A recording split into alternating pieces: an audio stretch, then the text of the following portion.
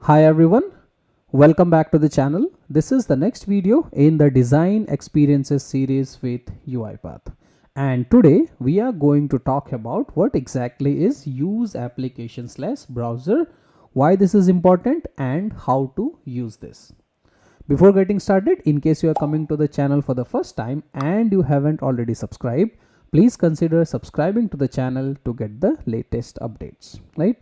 So before directly jumping into the topic, I quickly want to give a quick recap so that the flow continues, right? So we started with something which is called what exactly is a UI automation. When I say UI automation, I simply mean user interface automation. So whichever action you do as a human, right? By clicking on some button, by typing something, right? Whatever action we do with the help of keyboard and the mouse. And if we have a automation requirement where you want the robot also to mimic the same, we call that as a UI automation. And we have explained this complete UI automation in detail in the first video, right? Now, the next thing, UiPath provides us two design experiences. The first one is the classic and the second one is the modern design. So as a developer, the first thing is you should be able to identify whether your UiPath Studio or your automation is following the classic design or is following the modern design, right? So this, what you are looking on the screen, this is just to show you that how can you identify whether it's a classic or the modern design, right? So in the classic design, you would have the recording, screen scraping, user events, user explorer, and all the activities are separate, right? However, in the modern design, you would have the app recorder, computer vision, and the UI automation would be in a different category, right? We have explored all of this in the second video, right? So in case you don't know any of this and you're watching this video, I would request you to watch the previous two videos to better understand all of these things, right? Also, we have covered something which is called targeting methods. When I say targeting methods, I simply mean that how UiPath is able to identify the elements on the screen and what are the different techniques available, right? We have selectors, wildcards, anchors, fuzzy, image, and computer vision, right? All of this we have seen in a step-by-step demo when to use what, right? In case you are not familiar of any of this, I would request you to watch the previous two videos. You would find the playlist link in the description and you can just watch this video, okay? Now today, we are going to cover something which is called use application/browser, right? So I am thinking that you guys not know anything about it, right? So the first question arises, what exactly that is and why do I even worry to learn about it, right? So for that, let me quickly go back to the UiPath Studio and let's see that in action. Okay. I am back into my UiPath Studio and as you can see, I am in the modern design experiences, right? Now, if I go here and I search here click, right? You would see that I am only getting one which is UI automation click, right? But let's try to see the classic activity, right? I'll simply go here and I'll say classic, okay? And now I should see the classic click as well, right? So if I go to the bottom, and here in the classic UI automation in the element in the mouse and I have a click, right? So this is the classic one. See, this is the classic. So when I have to click somewhere on the screen, right? I can simply use a click activity and I simply use indicate on screen, right? And I was able to do the automation, right? So this is what we have seen in the first video and this is what the classic experience means. Now, let's say I want to use the modern click now, right? So I'll go here and I search here click. Okay. Now this is the classic, works perfectly, no error, just indicate and it works, right? If you see here in the modern, in the installed UI automation application, I have this click activity, which is a modern click. I just drag and drop this modern click here. And the first thing you notice is that you are getting an error here at the top. This error says that this activity must be inside a use application slash browser activity. And the same error you would be noticing here as well, which means that the first thing, whenever I have to use any activity in the modern folder or in the modern experiences, I cannot directly use the activity like this. I have to always use this guy, which this is telling me, right? This is telling me, see, it is asking me that Mukesh, you cannot use this activity like this. This is a modern activity and this activity must be inside this use application slash browser, right? So if I go here and I search for this guy, which is use application slash browser, right? So I'll go here, I'll search for use application slash browser, UI automation application here. I drag and drop it here. And if I now simply drag and drop this activity inside this, see, this thing works, right? The error is gone. Now it is simply telling me that now you point out where do you want to point, right? But that error is gone, right? So that means the first thing we need to remember is whenever I am using modern activities, all of them should be inside this guy, which is called use application slash browser, right? Now when I click on it, it has got a lot of things, right? I'll just remove this click from here and I'll remove this guy also here, right? So now if you see this guy, use application slash browser, right? It has got a lot of things here. You have this guy, then in the 3 dots, you have a lot of things here, right? Also, you would see a lot of more properties which are here, right? Unified, there are a lot of things. So if I have to use this for my automation as a developer, I should be very comfortable that which property does what, right? And that is what we are going to cover in this video. Coming back to the presentation, right? So what exactly is this guy? Use application slash browser. So this opens a desktop application or a web browser to use the UI automation, right? Whenever I have to do a user interface automation, right? It would be either installed on the desktop like your notepad, calculator, any other desktop application, or it would be in the browser, right? Chrome, Edge, Firefox. So if I have to do a UI automation, either I would do it on the application which are installed on the computer, or I would do it in the browser. So for both of the cases, the activity is same, right? So the first thing is this activity actually opens the desktop application or the web browser. Now why does it open? To actually do the UI automation, right? Now what is UI automation? We discussed in the first video, right? User interface automation. The second thing about this activity is that if the application is not already open, it will open when the project is executed, right? Remember in the classic activity, we had to explicitly use activities like open application, open browser. But here, if the application is not already open, this guy will open it, right? All of this we'll see in example, but let's first understand the theory part, right? The next thing is it says that I am compatible with object repository. Now object repository is a different concept, guys, but just to give you a hint, right? If I want to deploy all the selector as a separate project, I can do with this modern activities, right? But as of now, we don't understand how this works. So we are parking the object repository for a moment. But the thing you should remember is that this activity is compatible with object repository, which we are going to cover in the upcoming videos, right? Now, a little bit background about this activity. We have the UI automation package, which gives you all the classic and the modern experiences, starting with the UI automation 20.10, right? Which is 2020.10 version. Multiple application browser activities can be nested into one another, right? Which means that I can use one open browser, use application slash browser, and I can nest other one, right? So that means that I can have multiple same. The next thing is starting 21.10.3. This is year 2021 and the release is October, right? The use application slash browser activity can now open application in the remote environments, right? So now why I am telling you, you might be using an enterprise version of the UiPath Studio. So you have to see which activity or which property of this activity is applicable to you, right? So for example, I am in 2023, I am using the community edition, so I have got all three of this, right? So if you are someone who is in 2020.10 version, that means that you can nest this one.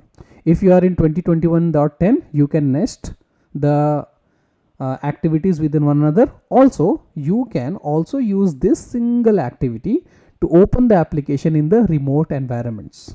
Interesting, right?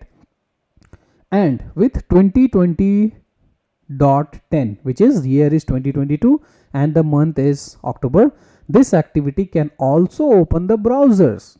So in the version 21, you can only open the application, but in the version 22, now you can open the browsers as well, right? So now if you are in the latest version, which is 23, you have all of this available, right? So that was a quick about the use application / browser. Okay. Now let's go back to the UiPath Studio and see this in action. I am back into my UiPath Studio. I'll minimize the properties. I'll minimize the activities as well, right? Now I have drag and drop this activity here. Now, if you see the name use application / browser, right? It does the same thing. Now the first thing first is it is asking you indicate the application to automate, right? It can be a desktop application or it can be a web browser, right? Let's try to see that. I'll just open a notepad here, right? And now let's say I want to type something on this notepad or I want to click on this, right? So you would say that Mukesh, use the type into activity or the click activity, right? But since I am using the modern design experiences, first you have to use this guy, which is called indicate application to automate. Click on that and just point it to the notepad like this. Understood? So I just use the use application / notepad and I just point it to the notepad. Okay. Now the same thing if I have to do for a browser, right? Let me just open the Edge browser here, Microsoft Edge. Okay. And this is a Google page which is already open, right? I'll minimize this. I'll minimize this guy and I will use a new activity here, right? So you saw that here when I was using notepad, it automatically get all these details. Let's go to the second one, which is this guy, indicate application to automate. Click on it and now I simply point it to the browser. And you can see here the icon also says, right? The first one says that I am a notepad and the second one says this is an Edge, right? Now the point to remember here is that the activity is same, but the same activity can be used to execute the applications which are installed on the computer or the web automation, right? Now let me quickly go here. I'll just delete this, right?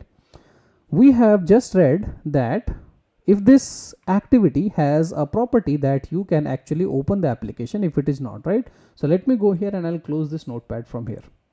Okay. You don't have to trust me. Everything we do, we just do with the experiments, right? So I am saying that I have to use this notepad application, right? Remember in the classic experience, we have to use we have to first validate whether it is open. If it is not open, then we use the open application, we pass arguments and we do all these things, right? Here it is simple. All of this is taken care by UiPath. I just have this activity. I don't have the notepad application. We'll just go here and I'll say run the file. Okay.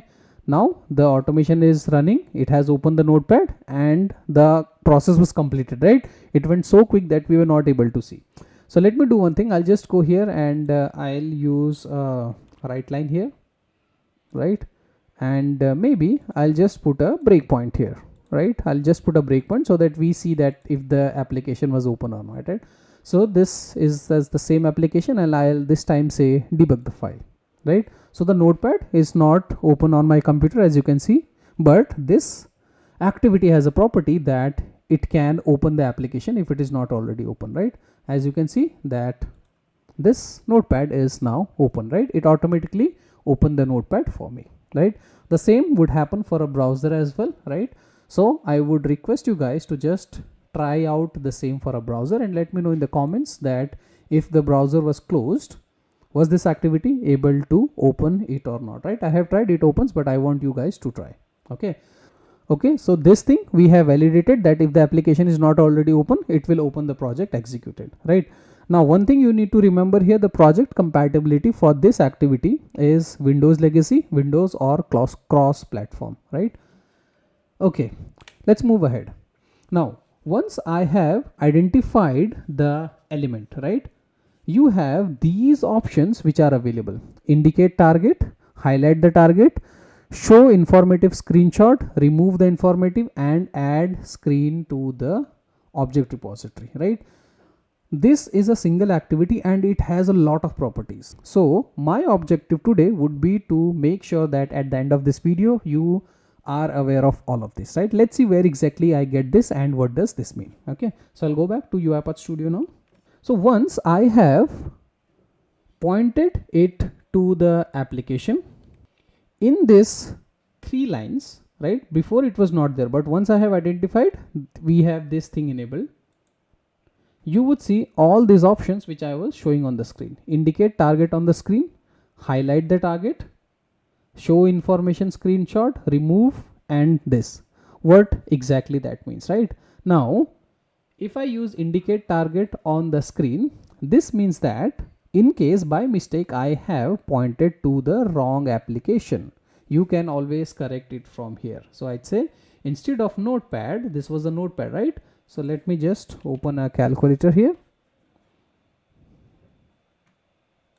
Okay, instead of the notepad, I want to do the calculator now, right? So I'll go here and I say indicate target on the screen and I'll point it to the calculator, and now it changed to the calculator, right? So that was the first one, which was indicate target on the screen. Okay, the second one is highlight the target. Let's say I have got a predefined automation or a pre-built automation and I want to see where exactly that item is highlighted. So I'll go here and I say highlight the target, and as you can see there is a red line which is coming here, which notifies me that here is your target, right? I'll just go here and I say highlight the target, and this is highlighted. Okay, it automatically vanishes after 3 seconds. But what happens if I simply close this calculator? If I go here and I say highlight, it says that could not identify the target element, right? Because the element is not available on the screen. I can say okay, right? If I just open the calculator app again, it would be again able to highlight. What else we have? We have something which is called show informative screenshot, right? Whenever this activity is working, right, as you can see that there are 2 things which are happening. The first thing is you are getting this name, you are getting the small icon, and you are also getting a screenshot. This is called the informative screenshot, which means that you can just simply double click on this and this is just a screenshot. See, double click, screenshot, so that you understand what exactly this activity or this use application / browser activity is pointing to. But this is just for information. It is informative screenshot. How can you do that? You can just go here, show informative screenshot, or you can just double click on this guy to open this.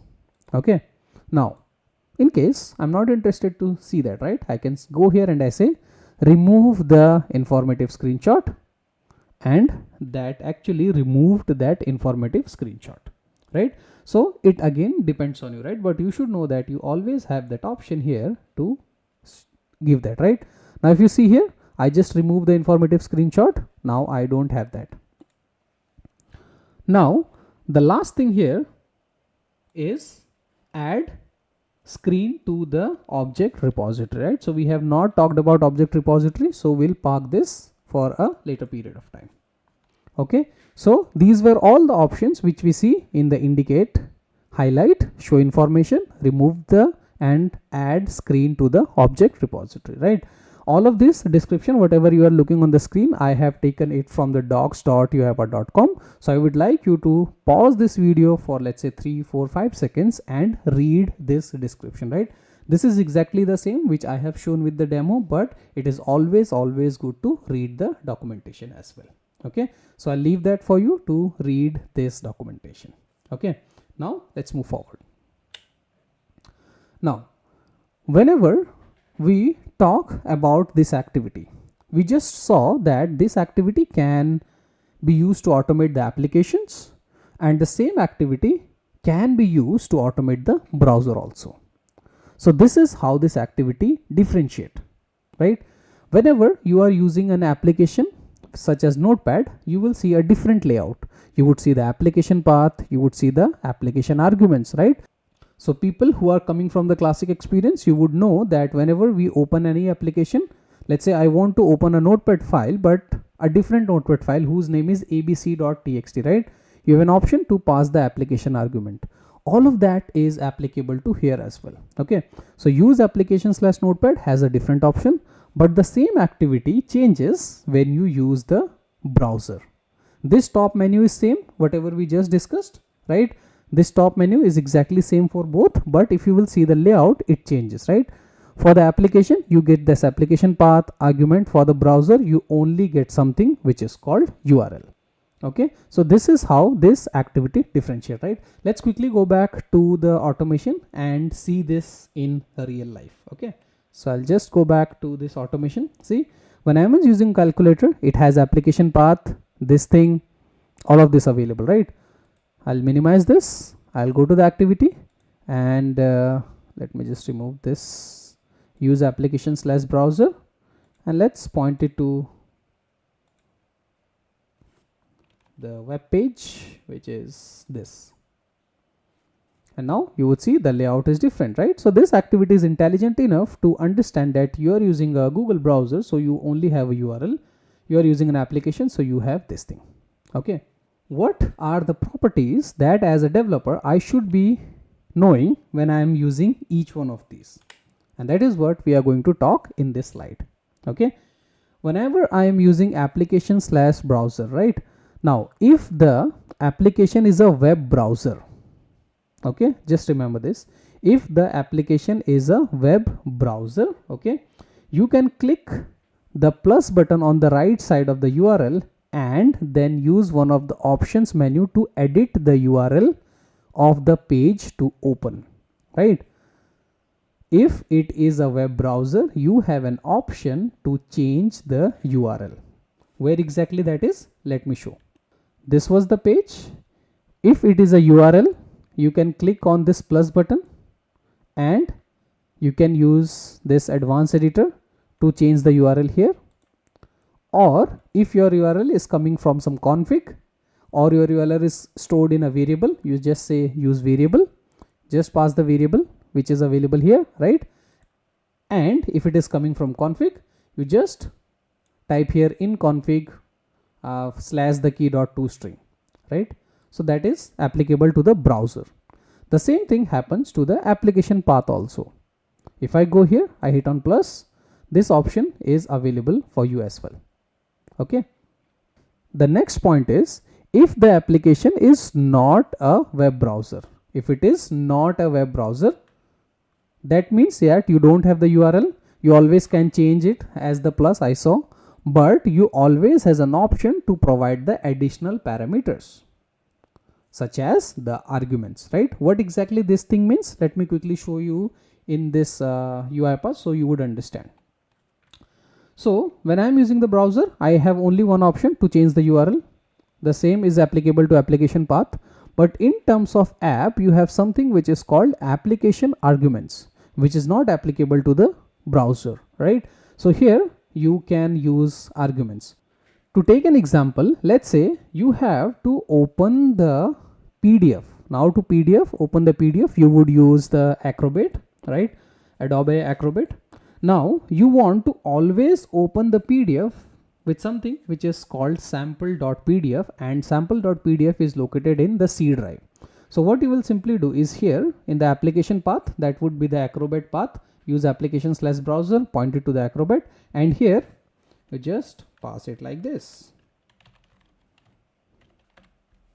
So this way it knows that yes, I have to open this app, which is Acrobat. This time it is calculator, but I hope you can understand, right? And here you have to open the PDF. So this is just passing the arguments, right? Arguments can be passed to any app depending on what kind of app it is. If it is Acrobat, it would be the mostly the path, right? If it is, let's say, Notepad, it would be the path of the Notepad file, right? So that thing you can customize in the use application option, but in the use browser option, you have only one option, which is the URL. Okay. Now, so this is what it is mentioned here. To open the file, C sample plus, put in the plus, and text builder, you can do all the variables, config, everything is same, right? Now, there are certain applications which automatically autofill the argument properties, right? So you would notice this when you are doing the real-time automation. Let's say you are doing the Java apps, you are doing the Office suite, or you are doing the Adobe or Windows File Explorer. You would notice that the property is automatically filled by this activity intelligently, right? How does that look like? Let me quickly show. Now to understand that, let's do it with the help of example, right? I'll quickly go here and I'll take one more use application slash browser, right? Indicate the application to automate, and I'll just point it to this one.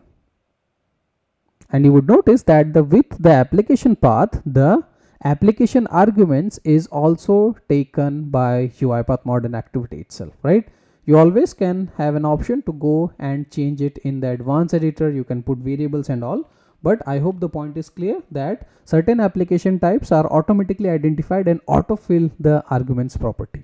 Okay. Now the last point, if the application is not a web browser, okay, you can always click on the right side application path and then use one of the option to edit the full path of the executable file, right? There is something which I want to talk about, the full path and the relative path. Okay, now what exactly is a full path and a relative path, right? So that you need to understand. So if you see here, when I am opening the explorer.exe, it is telling me that Mukesh, go to the C drive, Windows explorer.exe. This is the complete path of the executable. But sometimes what happens that there are some activities or you work on some environments where the software are installed on the user directory. So it would look something like C:Mukesh / notepad.exe. But when I move it to production, right, there you won't have C:Mukesh, right? So that means that whenever you are using the application path, sometime UiPath, this activity might take the user path, which may be full or maybe relative, right? So as a developer, it is your responsibility to make sure that this path is correct, and you need to make it configurable, right? How do you make it configurable? You just put this thing in the config file, right? So that is a separate topic, right? But I hope you understand the concept that this path sometime may be full path or sometime it may be a relative path, right? So as a developer, you need to know that how do you change it, right? So you can simply go here, use in advanced editor, do all of this calculation, provide a variable, or you can just use the existing variable from the data manager as well. Okay. So that was about these 4 properties. These 4 properties are as per what you have selected, whether you have selected the application or whether you have selected the browser. Okay. There is one more interesting thing with these activities. Okay. You can always relaunch the instance of an application with the current configuration settings by using this button, which is highlighted, right? How cool is that, right? Let me show that with an example, and this is one of the best property which I like for this experience. Okay, so I am in this design, right? And let's make it simplified. I'll just do with the help of Notepad, okay, so that we understand this function, right? I'll go here and I say indicate target, and this is Notepad, right? So this I am telling that you should go and you should open a Notepad, And this guy, I am telling that you should go and you should open google.com in the Edge browser, right? Now I close the notepad, I close the Edge browser. Now if I run it, just now we saw that UiPath will automatically open that thing, right? But I have to do the development, right? I have to use a type into activity, I have to use the click activity. So I need to go here, open the notepad, do this settings and all, right, to do the automation. However, with this experience, whatever you have mentioned here, just click on this guy. Voila, it opens the notepad for me. Let's try with the browser. I go here and I say this opens the browser, right? I don't have to go open a browser, search the URL and then do the automation. This simple click does that for me, right? I really like this feature, right? And I just want you guys to write in the comment if you like this feature. You can just say new instance, right? You just say that I like the new instance feature, right? So I would understand that yes, you actually like this feature, right? So as a developer, you would understand that how handy it is, right? So if the application is closed by mistake, you have to reopen the application, then you have to do something, right? One more thing about this thing is that if the browser is already open, right, and if you go and click here, it is going to ask you that Mukesh, the target browser is already open. Do you want to focus or do you want to open a new instance? I say that I want to open a new instance. This is helpful in the scenario when we want to test it with multiple different values, multiple different windows, selectors and all. Same I can do with the application. It's not open. I'll go here, click on this one, already open. I can click on this. Now it says that you already have open. I can click on this button which says focus and it focused on this one. Or I can say open a new instance and now you would have 2 instances of notepad, right? 3 instances of notepad. Handy feature, right? I personally love this feature. Okay, so I hope that was clear, right? So you just use this guy and that opens the new instance for you guys, right? I hope you also like this feature. Now if you click on the activity and you go to the properties, you would notice that we have a lot of properties which are available for this single activity, right? And all these properties we are going to explore in the upcoming videos of this playlist, right? So for today, I would like to wrap this video here. Thank you for watching. If you have any questions on whatever we have discussed today, you can write me an email or you can just drop me a comment as well. Okay. So with that, thank you for watching. If you like this video, please do subscribe to the channel and happy automation.